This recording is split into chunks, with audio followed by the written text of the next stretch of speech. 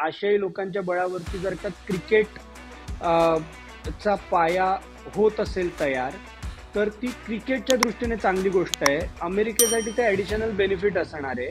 आणि आत्ता पण कुठे कुठे मॅचेस होणार आहेत, फ्लोरिडा, टेक्सास आणि न्यूयॉर्क.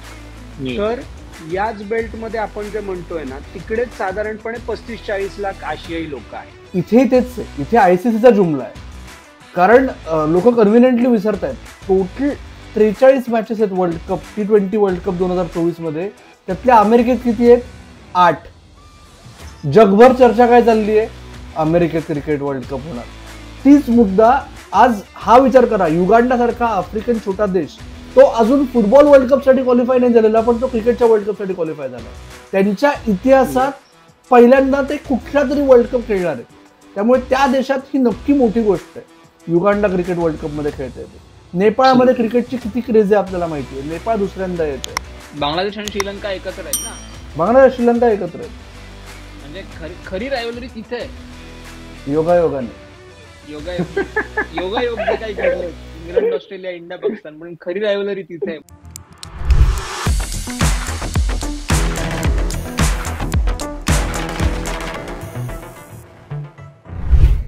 हॅलो, स्वागत आहे तुमच्या सगळ्यांचं स्पोर्ट्स कट्टावरती. आज माझ्यासोबत आलेले आहेत आदित्य जोशी आणि द हिंदूचा क्रीडा पत्रकार अमोल कराडकर. आणि आपण गप्पा मारणार आहोत की अमेरिकामध्ये जो वर्ल्ड कप होणार आहे तो खऱ्या अर्थाने मोठा वर्ल्ड कप होणार आहे. आतापर्यंत क्रिकेटच्या इतिहासात एका स्पर्धेमध्ये 20 इतके जास्ती संघ कधीही सहभागी झाले नव्हते. ते पहिल्यांदा होत आहे. वर्ल्ड कप अमेरिका आणि वेस्ट इंडिज मध्ये होणार आहे, तरी साहजिकच आपल्या तोंडावरती येत आहे की वर्ल्ड कप अमेरिकेत होणार आहे. ती एक मोठी गोष्ट आहे की उत्तर अमेरिकेमध्ये पहिल्यांदा वर्ल्ड कप जातोय, तो मुद्दा आहे. तर दोन गोष्टींवर प्रामुख्याने चर्चा करूयात की ह्या वर्ल्ड कपचं अमेरिकेत जाणं क्रिकेटसाठी किती महत्वाचं आहे आणि एकंदरीतच वर्ल्ड कपचा आढावा.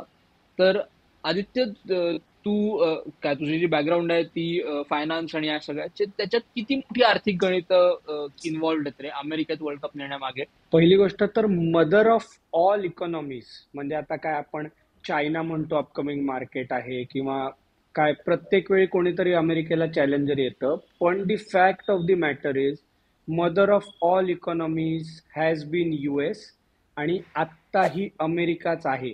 त्याच्यामुळे अमेरिकेत वर्ल्ड कप जाणं ही अमेरिकेसाठी किती गरज आहे हा विषय वेगळा आहे. पण क्रिकेटसाठी अमेरिकेचं मार्केट डिस्कवर होणं किंवा कॅप्चर होणं ही खूप मोठी गोष्ट आहे आणि ही पॉझिटिव्ह आहे अर्थकारणाच्या दृष्टीने. आणि ICCचा तोच एकमेव उद्देश आहे की जी जगातली सगळ्यात मोठी अर्थव्यवस्था आहे तिकडे क्रिकेटला पाय रुजवता येतायत का याची चाचपणी करणं. आणि अमेरिकेच्या इकॉनॉमीच्या साईजमुळे अमेरिकेमध्ये जे काही होतं ते सगळं मोठ्या स्केलला होतं. म्हणजे आता 2026चा वर्ल्ड कप फुटबॉलचा अमेरिकेत होणार आहे, पण 1994 सालचा जो फुटबॉलचा वर्ल्ड कप अमेरिकेत झाला होता तेव्हा अमेरिकेला काय करायचं होतं, त्यांच्या देशात त्यांना प्रयत्न करायचा होता, अमेरिकेला प्रयत्न करायचा होता की फुटबॉल पॉप्युलर करण्याचा, राईट. तर त्यांनी काय केलं, अख्खा वर्ल्ड कप अमेरिकेत होस्ट केला. त्याच्यासाठी फुटबॉलची स्टेडियम्स बांधली. 1987 का 88 साली त्यांना वर्ल्ड कप अवॉर्ड झाला. 94 सालापर्यंत त्यांनी सगळं इन्फ्रास्ट्रक्चर उभं करून 94 सालचा वर्ल्ड कप उभा केला अमेरिकेमध्ये आणि फुटबॉल अमेरिकेत आणला. तो त्याच्यानंतर किती यशस्वी झाला, काय यशस्वी झाला हा विषय वेगळा आहे. पण त्यांची जी स्केल असते ना त्याची आपण तुलना कशाचीच करू शकत नाही. आणि आत्ता क्रिकेटच्या दृष्टीने अमेरिकेची लोकसंख्या लक्षात घेतली तर 33-35 कोटीची लोकसंख्या आहे. त्याच्यापैकी साधारणपणे 2 ते 3 कोटी हे एशियन लोक आहेत. सो आपण 10% अमेरिकेतली लोकसंख्या जी आशियाई लोक आहेत. त्याच्यामुळे अर्थातच हे मार्केट ICCला खुणावतंय आणि म्हणूनच त्यांचा प्रयत्न असा आहे की तिकडे जाणं. आणि ती मदर ऑफ ऑल इकॉनॉमीज का आहे, आता भारत आपण मोठ्या मोठ्या गोष्टी करतोय, आपण भारतातली अर्थव्यवस्था ही 4 ट्रिलियनची असेल तर अमेरिकेची अर्थव्यवस्था आता साधारण 28 ट्रिलियनची आहे. 28 ट्रिलियनची म्हणजे काही या स्केलमध्ये ना काही म्हणजे तुलनाच होऊ शकत नाही. आणि आपण आता IPL म्हणतो, पण जगातल्या ज्या 5 टॉपच्या लीग आहेत त्याच्यापैकी म्हणजे मी आता NFL बद्दल बोलतच नाही, पण त्यांची जी बेसबॉल आणि बास्केटबॉल यांच्या ज्या लीग आहेत ना, त्याची सुद्धा साईज आणि स्केल आपण लक्षात घेतली ना, इट इज मॅसिव्ह. म्हणजे बास्केटबॉल असू दे, बेसबॉल असू दे, अमेरिकन फुटबॉल असू दे, तो तर वेगळाच प्रकार आहे. या सगळ्या खेळांच्या तुलनेमध्ये आता तिकडे आशियाई लोकांच्या बळावरती जर का क्रिकेट चा पाया होत असेल तयार, तर ती क्रिकेटच्या दृष्टीने चांगली गोष्ट आहे. अमेरिकेसाठी ते ऍडिशनल बेनिफिट असणार आहे. आणि आता पण कुठे कुठे मॅचेस होणार आहेत, फ्लोरिडा, टेक्सास आणि न्यूयॉर्क. तर याच बेल्टमध्ये आपण जे म्हणतोय ना, तिकडेच साधारणपणे 35-40 लाख आशियाई लोक आहेत. त्याच्यामुळे आता त्यांनी निवड करताना या 3च ठिकाणांची निवड केलेली आहे आणि ते पण मुद्दामून टार्गेटेड आहे.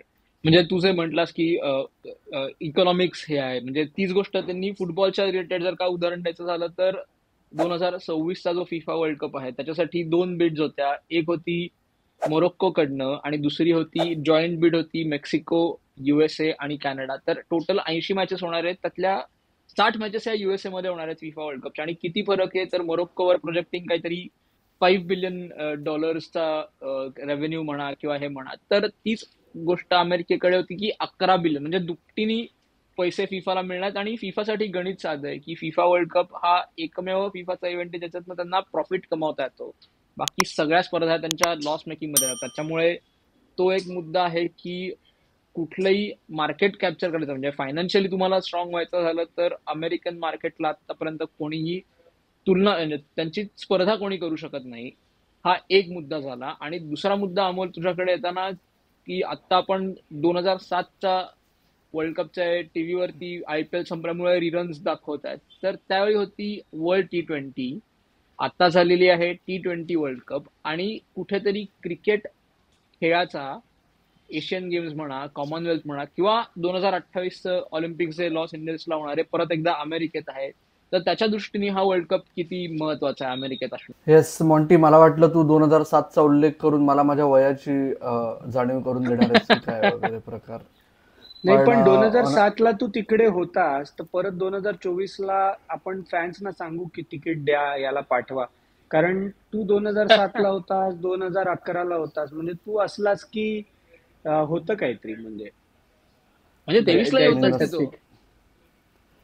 बरोबर, मी असल्यावर खूप काही होतं किंवा नाही होतं. पण मुद्दा असा आहे, आता एक दोन मुद्दे मला सुरुवातीला सांगायचे. तू जे म्हणलास, आदित्यनी जुमला इकॉनॉमीचा उल्लेख केला.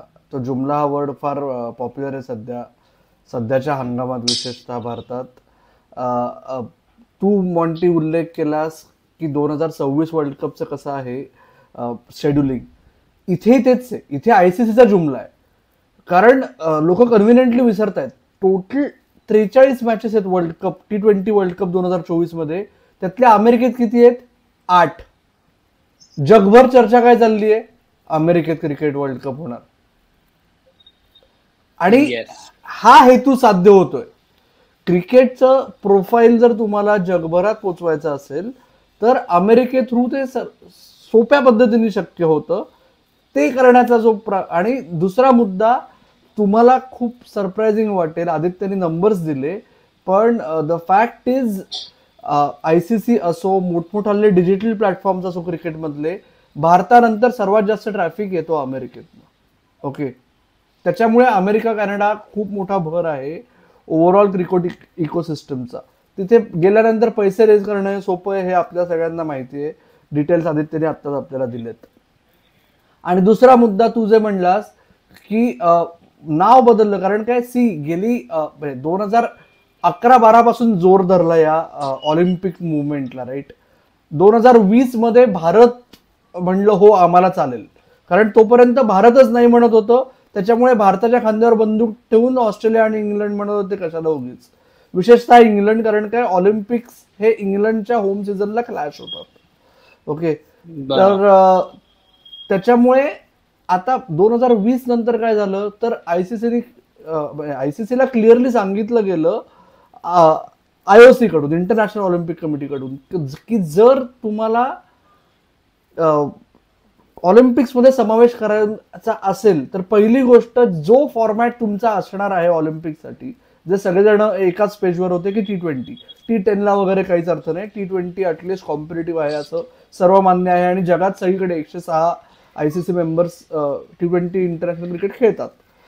त्याच्यामुळे जर ते हवं असेल ऑलिम्पिक्समध्ये, तर त्या खेळाचा वर्ल्ड कप किंवा वर्ल्ड चॅम्पियनशिप होणं प्रस्तुत असतं, त्याशिवाय पर्याय नाही. आणि त्या वर्ल्ड कपसाठी रिजनल क्वालिफायर्स लागतात. त्याच्यामुळे पहिली गोष्ट ICCने काय केली, 2021 मध्ये वर्ल्ड T20चा T20 वर्ल्ड कप झाला. ओके. आणि यावेळेस आपण जसा तू उल्लेख केला की सर्वात जास्त संघ एकाच स्पर्धेत आहेत, त्याच्यात टॉप 8 टीम्स 2022 मधल्या आणि को होस्ट US आणि वेस्ट इंडिज एवढेच डायरेक्ट क्वालिफाय झाले. बाकी सगळेजण क्वालिफिकेशन सिस्टीम मधून आलेत, क्वालिफायर टुर्नामेंट झाल्या, रँकिंगच्या बेसिसवर नाही येत ते. हा फरक आहे 5 वेगवेगळ्या रिजन्समध्ये. आणि त्याच्यामुळे आता आपण म्हणतोय काही लोकांना हसण्यावर न्यायची वेळ येईल की युगांडा कसलं वर्ल्ड कपमध्ये, नेपाळ कसलं वर्ल्ड कपमध्ये. अहो तोच मुद्दा आहे, भारत का नाही फुटबॉलच्या वर्ल्ड कपमध्ये, हे जे तुम्ही म्हणता तीच मुद्दा. आज हा विचार करा, युगांडा सारखा आफ्रिकन छोटा देश, तो अजून फुटबॉल वर्ल्ड कपसाठी क्वालिफाय नाही झालेला, पण तो क्रिकेटच्या वर्ल्ड कपसाठी क्वालिफाय झालाय. त्यांच्या इतिहासात पहिल्यांदा ते कुठला तरी वर्ल्ड कप खेळणार आहेत. त्यामुळे त्या देशात ही नक्की मोठी गोष्ट आहे, युगांडा क्रिकेट वर्ल्ड कप मध्ये खेळता येते. नेपाळमध्ये क्रिकेटची किती क्रेज आहे आपल्याला माहिती आहे, नेपाळ दुसऱ्यांदा येत आहे. त्याच्यामुळे या सगळ्या बॅकग्राऊंडवर आणि अमेरिकेचं मिश्रण हे सगळं एकत्र केलं ना की ते कमर्शियली तरी एकदम मोस्ट आयडियल कॉम्बिनेशन वाटतं. मुद्दा असा आहे की त्या ज्या मॅचेसच्या वेळ आहेत त्या विशेषतः जे मेन मार्केट आहे भारतीय उपखंड, फक्त भारत नाही, हा येस ओके, तर सबकॉन्टिनेंटच्या दृष्टीने त्या वेळा आयडियल नाही आहेत. इतर देशांचा विचार करता काही मॅचेस सकाळी 6 वाजता सुरू होणार आहेत भारताच्या दृष्टीने. आणि जर भारत झाली झोपडी, भारत पाकिस्तान श्रीलंकेकडून काही विशेष अपेक्षा नाहीत, त्यांची जर झोपडी झाली तर टुर्नामेंटचा जसा 2007 ODI वर्ल्ड कपचा वेस्ट इंडिजमध्ये बट्ट्याबोळ झाला होता तसाच बट्ट्याबोळ पुन्हा होईल.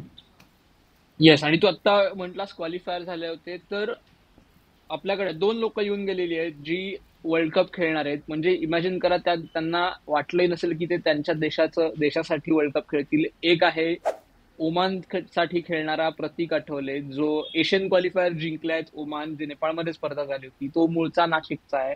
त्याची मुलाखत स्पोर्ट्स कट्टावरती आहे, ती तुम्ही ऐका. आणि असोसिएट नेशन मध्ये असताना तुम्हाला किती कष्ट करावे लागतात, म्हणजे बॅक टू बॅक किती सामने खेळावे लागतात. आणि एक स्पर्धा गेली की गेलं, डायरेक्ट पुढच्या वर्षी संधी. आणि त्याच्यावरती बोलायला जो अमेरिकेकडनं खेळणार आहे, म्हणजे मुंबईकडून खेळलाय KL राहुल बरोबर, इंडिया अंडर-19 वर्ल्ड कप खेळलाय तो सौरभ नेत्रा वर्ल्ड कप, त्याचीही मुलाखत स्पोर्ट्स कट्टावरती आहे. तर त्याही तुम्ही मुलाखती बघा, म्हणजे तुम्हाला त्या असोसिएट नेशन मधल्या खेळाडूंच्या काय भावना आहेत तेही तुम्हाला कळेल. आणि अमोल, मुव्हिंग फॉरवर्ड हा जो मुद्दा आहे की भारताच्या वेळेनुसार सगळं आहे, पण मग ह्याच्यात इंग्लंड आणि ऑस्ट्रेलिया, म्हणजे प्रिव्ह्यूच्या दृष्टिकोनातून विचार केला तर इंग्लंड ऑस्ट्रेलिया हे जे 2 मोठे संघ आहेत, किंवा दक्षिण आफ्रिका आहे, न्यूझीलंड आहेत, तर त्यांच्या मार्केटच्या दृष्टीने ICCने काय प्लॅनिंग केलेलं आहे का फक्त इंडियन सबकॉन्टिनेंटचा विचार? नाही, ऑस्ट्रेलिया न्यूझीलंड मेजॉरिटी मॅचेस भारतीय प्रमाणानुसार सकाळी 6 वाजता आहेत, म्हणजे त्यांना थोडी तरी विजिबिलिटी मिळेल, राईट. आणि दुसरी गोष्ट, अमेरिकेमध्ये 6 टाइम झोन्स आहेत, 6. म्हणजे आता, म्हणजे मी अमेरिकाची व्याप्ती किती मोठी आहे ते सांगतोय. म्हणजे जर का खरंच अमेरिकेत क्रिकेट रुजलं तर प्रत्येक देशाच्या टाइम झोन नुसार मॅचेस खेळवता येतील तिकडे. येस, म्हणजे कुठल्या कोस्टवर तुम्ही खेळवता त्यानुसार तुम्हाला प्लॅन करता येईल. आदित्य, तू फायनान्शियल ऍस्पेक्ट वरती बोललास, तर तुला असं वाटतं का की फायनान्शियली ही स्पर्धा खरंच प्रॉफिट मेकिंग होईल ICCच्या दृष्टीने? जर का आता 2007चं जसं अमोल म्हणाला की 2007चा जो वेस्ट इंडिज मधला वर्ल्ड कप होता, जिकडे आपण बांगलादेशशी हरल्यानंतर पहिल्याच राऊंड मध्ये बाहेर गेलो होतो, ती स्पर्धा ICCच्या दृष्टीने सगळ्या अर्थाने बट्ट्याबोळ होती. ओके, कारण भारत पाकिस्तान या दोन्ही टीम्स पहिल्याच राऊंड मध्ये बाहेर गेल्या आणि ती टुर्नामेंट ड्रॅग झाली. म्हणजे 2च मॅच खेळून या दोन्ही टीम्स बाहेर गेल्या. त्या वर्ल्ड कप नंतर धडा घेऊन आयसीसीने स्वतःचे कान टोचलेत किंवा त्यांनी स्वतःला असं थबडा थबडा मारून हे केलंय की 2 मॅचेस खेळून कुठल्याही टीमला बाहेर नाही काढायचं. ओके, त्याच्यानंतर तू 2011चा वर्ल्ड कप बघितलास तर तो अख्खा राऊंड रॉबिन खेळवला गेला, कारण बाबा बाहेर गेले तरी प्रॉब्लेम क्वार्टर फायनल, सेमीफायनल, फायनलचा होणार आहे. ओके, या 3च याचा प्रॉब्लेम होणार आहे. ओके, तर त्याच्यामुळे वर्ल्ड कपचं सक्सेस फेल्युअर हे बऱ्याच अंशी भारत आणि पाकिस्तान वर्ल्ड कपमध्ये काय करतात याच्यावरती अवलंबून असणार आहे, कारण मार्केट मॅक्झिमम तिकडेच आहे. त्यात सुद्धा 90% मार्केट हे भारताचं आहे. त्याच्यामुळे आत्ताचा जो वर्ल्ड कप आहे ना, तो लॉंग टर्मच्या दृष्टीने म्हणजे ही मिड कॅप किंवा स्मॉल कॅपची इन्व्हेस्टमेंट आहे असं आपण म्हणू शकतो. जे अमेरिकन मार्केट आहे त्यांना ते लार्ज कॅप मध्ये कन्वर्ट करायचं, ते मार्केट मोठं कसं होईल. त्याच्यामुळे त्या दृष्टीने हा प्रयत्न आहे. त्याच्यामुळे फायनान्शियली किती सक्सेस होईल, काय होईल हे आपल्याला नंतर कळेल.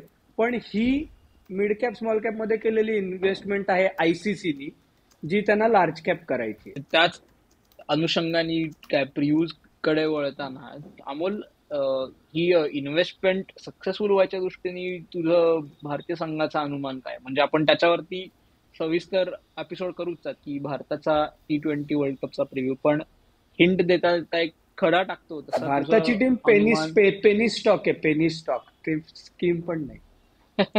सॉरी अमोल, पण क्रिकेट शब्द बोलताय तुम्ही.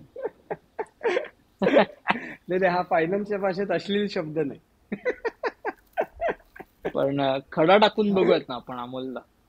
परत एकच गोष्ट 2 वेळा फुकटात बोलत नाही मी, त्याच्यामुळे भारताबद्दल जास्त पुढच्या वेळेस तुम्ही जेव्हा करणार असाल तेव्हा थोडं बोलेन.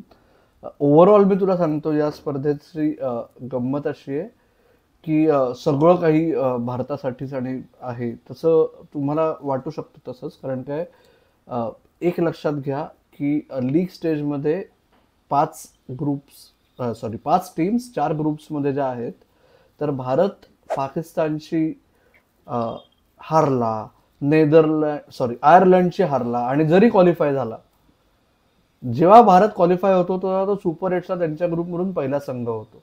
त्यामुळे भारताचे सुपर एट्स जर बाकीच्या ग्रुप्समध्ये पण काही अपसेट्स नाही झाले, अझुमिंग टॉप 8 टीम्स सुपर एट्सला पोहोचल्या, तसं युजली होत नाही. मागच्या वर्षी नेदरलँड्सने बाहेर काढलं साऊथ आफ्रिकेला. तर त्याच्यामुळे जर तसं झालं तर भारताला न्यूझीलंडची पहिली सुपर एट्स मॅच, मग मध्ये त्यातल्या त्यात सोपी मॅच श्रीलंकेची, आणि मग ऑस्ट्रेलियाची मॅच, अशा सुपर एट्सच्या मॅचेस यायची शक्यता आहे आता. म्हणजे परत जे माझ्यासारखे भारत हेटर असतात असं तुम्हाला वाटेल की 2 स्ट्रॉंग मॅचच्या मध्ये सोपी मॅच दिलेली आहे बुवा वगैरे, असं सगळं वाटायचंय काय एक्झॅक्टली. तर ती सोय करून ठेवलेली आहे आम्ही. मुद्दा असा आहे, संघ जाऊन काय करणार त्याच्यावर आपण नंतर बोलू. ओव्हरऑल या स्पर्धेच्या दृष्टीने पहिल्या 15वड्यात जेवढं लक्ष तुमचं 9 जूनवर असणार आहे ना, भारत विरुद्ध पाकिस्तान, ओके, तेवढंच लक्ष माझं 8 जूनच्या सामन्यावर असणार आहे. 8 जूनला सामना आहे दक्षिण आफ्रिका विरुद्ध नेदरलँड्स. म्हणजे नेदरलँड्समध्ये रुलॉफ वॅन्डर मर्वा आणि कॉलिन ॲकरमन हे मूळचे दक्षिण आफ्रिकन खेळाडू नसले तरी 3 साऊथ आफ्रिकन ओरिजिनचे खेळाडू आहेत. पण त्याहून महत्वाचं म्हणजे 2022 T20 वर्ल्ड कपला दक्षिण आफ्रिकेला धूळ चारली नेदरलँड्सनी, 2023 ओडीआय वर्ल्ड कपमध्ये धूळ चारली.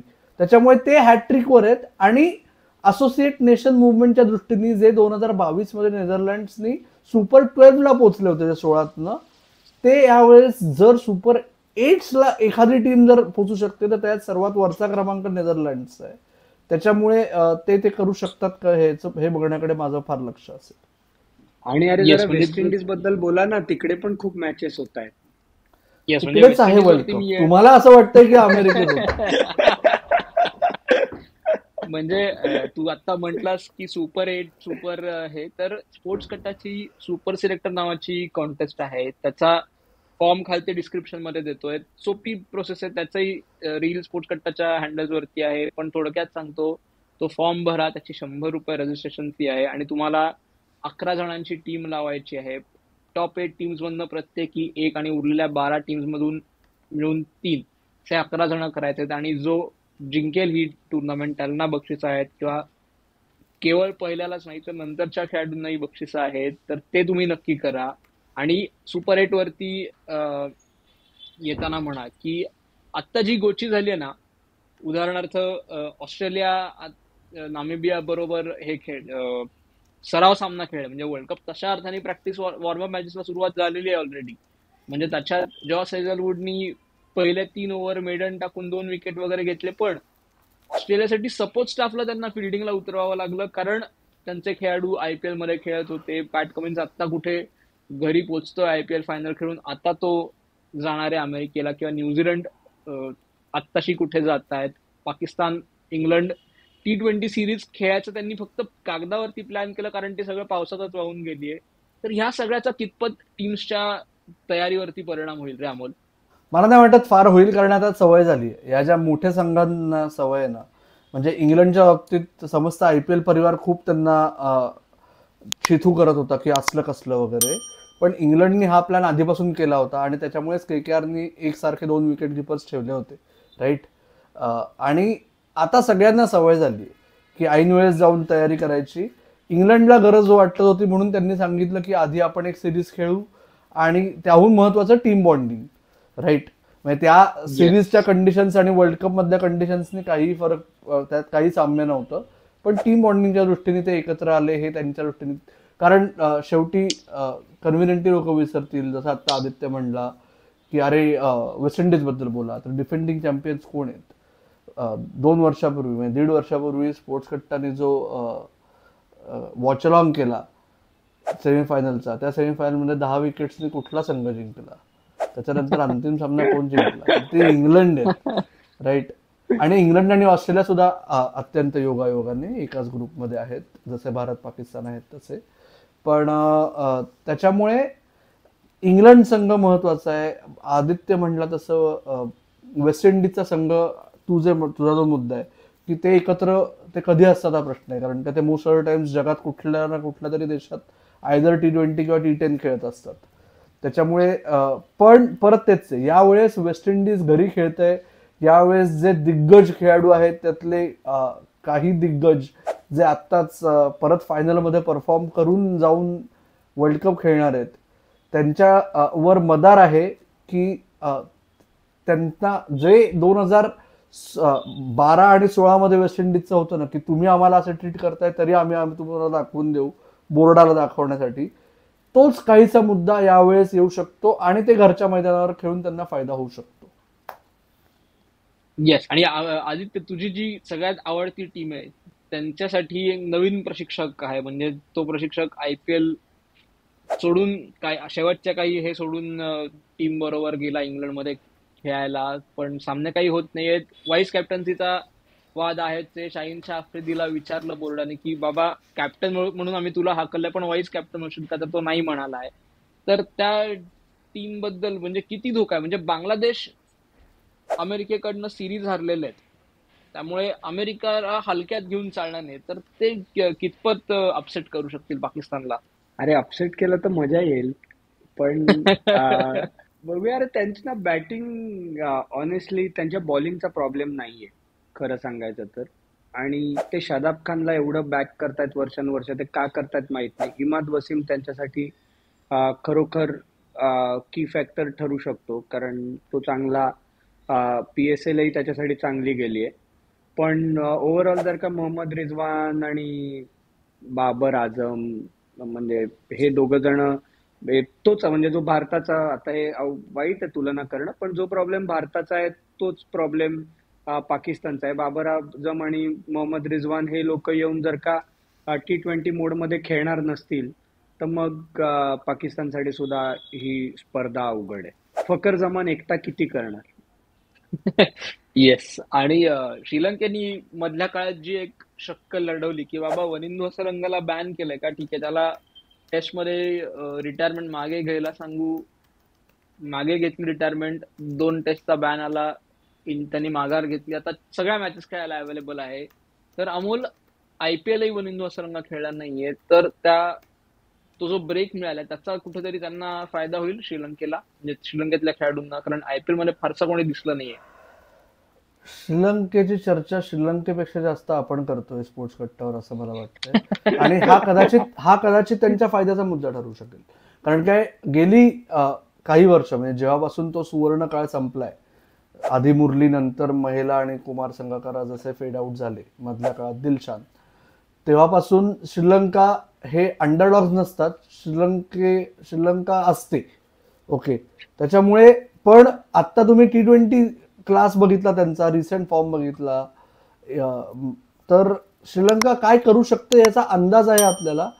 त्यांनी जर ते केलं तर स्पर्धेत रंगत येईल, स्पर्धेत मजा येईल. आणि दक्षिण आफ्रिकेबद्दल तर म्हणजे त्यांना यावेळेस माती खाऊ नये अशीच सगळ्यांची अपेक्षा असणार आहे. म्हणजे आता क्विंटन डिकॉक आणि अँड्रिक नॉर्के जे दोन प्रमुख खेळाडू आहेत, एक टॉप ऑफ साऊथ आफ्रिका जर का सेमीफायनलला गेले तर आपण बोलू, not worth discuss. See, group of death आहे ग्रुप सी.